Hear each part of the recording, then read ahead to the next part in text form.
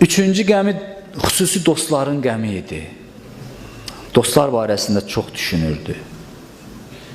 Öz dostları barəsində. Yəni, sizlər barəsində, bizlər barəsində. Çox düşünürdü. Onları çox istəyirdi. Xüsusi eşqi və məhəbbəti vardı dostlarına. Siffeyndə şəhid olan dostları üçün elə ağlayırdı ki, sanki ana balası üçün ağlayır. Qəribə ağlamağı var idi Əmirül-Müminin. Şəhidlər arasında axtardı, Əmmarın nəşini tapdı. Deyir, Əmmarın nəşini tapanda götürdü, onun başını qoydu dizlərinin üstünə. Və belə bir şeir oxudu.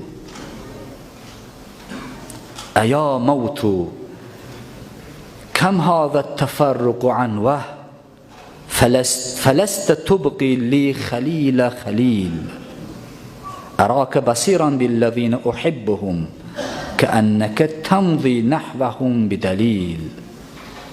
Ey dünya, ey ölüm, səndə bu ikiyüzlülük nədir axı? Mənim üçün heç bir dost saxlamadın. Baxırsan, mən kimi sevirəmsə, tez gedir onu tapırsan, məndən alırsan. Məzmunu belədir. Bu şeiri oxudu, sonra deyir, hönkürtü ilə ağladı Əmmar üçün.